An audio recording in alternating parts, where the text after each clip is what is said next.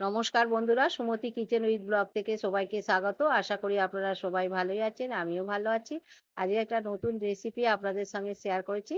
আর চিংড়ি মাছ তো অনেক রকম করে করেছি, আজকে একটু কচু দিয়ে আপনাদের সঙ্গে শেয়ার করব। আর এই যে চিংড়ি মাছগুলোর হচ্ছে খোসা ছাড়িয়ে নিচ্ছি।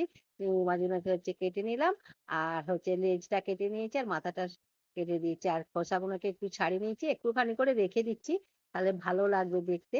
আর এই যে পিঠটাকে কাঁচি দিয়ে চিড়ে দিলাম, দিয়ে আর পিঠের মধ্যে একটা কালো মতন সুতোর মতন একটা অংশ থাকে, ওইটাকে বার করে দিতে হবে। এই যে টেনে হচ্ছে বের করে দিলাম কালো মতন। সবগুলোকে এই রকম করে সুতোগুলোকে বের করে দেবো, আর সব চিংড়ি মাছগুলোকেই বেছে নিচ্ছি। আসুন তাহলে দেখুন, চিংড়ি মাছগুলো হচ্ছে সব বাছা হয়ে গেছে। এখানে হচ্ছে ধুয়ে নিয়েছি, বেছে ধুয়ে নিয়েছি। আর যে সকল নতুন বন্ধুরা আমার চ্যানেলে প্রথম, অবশ্যই চ্যানেলটিকে সাবস্ক্রাইব করবেন, পাশের বেল বাটনটি অন করবেন, সবার সঙ্গে শেয়ার করবেন আর লাইক করবেন, কমেন্ট করে জানাবেন আজকের রান্নাটা কেমন হয়েছে।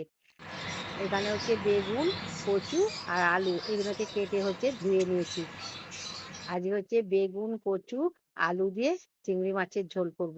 খুবই টেস্টি হয়, একবার অন্তত আপনারা বাড়িতে বানাবেন, ভালো লাগবে। ধুয়ে নিয়েছিলাম, এবার এবার হচ্ছে লবণ চিংড়ি মাখিয়ে মাছগুলো দিচ্ছি। হচ্ছে লবণ মাখিয়ে দিচ্ছি।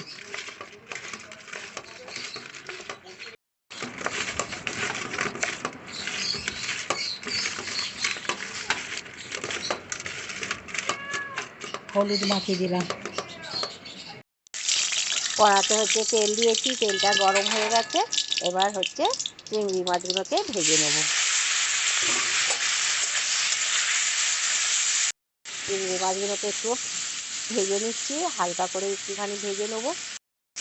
চিংড়ি মাছগুলো ভাজা হয়ে গেছে, এবার হচ্ছে চিংড়ি মাছগুলোকে ঢেলে নিচ্ছি।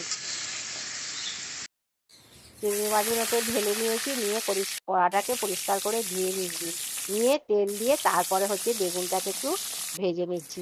আপনারা বেগুনটা ডবগাও দিতে পারেন, কিন্তু আমি হচ্ছে আজকে একটু ভেজে নিয়েই রান্না করছি। বেগুনটা ভাজা হয়ে গেছে, তুলে নিচ্ছি। আর কড়াতে একটু তেল ছিল, সেই তেলের মধ্যে কচু আলুটাকে দিয়ে দিলাম। কচু আলুটাকে একটুখানি হচ্ছে লাল করে ভেজে নিচ্ছি।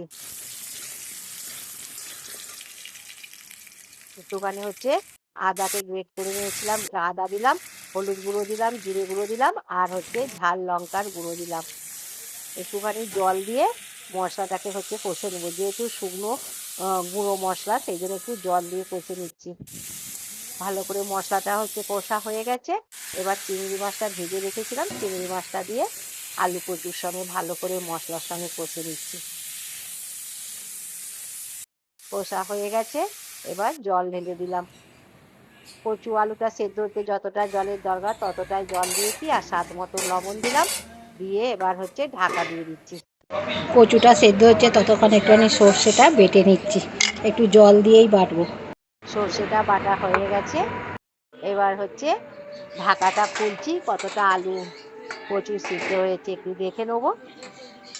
আর গ্যাসটাকে মিডিয়াম করে দিয়েছিলাম, ফুল আঁচ করে দিলে ঝোলটা তাহলে শুকনো হয়ে যেত।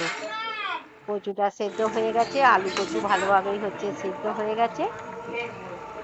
আর এই রকমই ঝোল ঝোল নামাবো, বেশি হচ্ছে শুকনো করব না।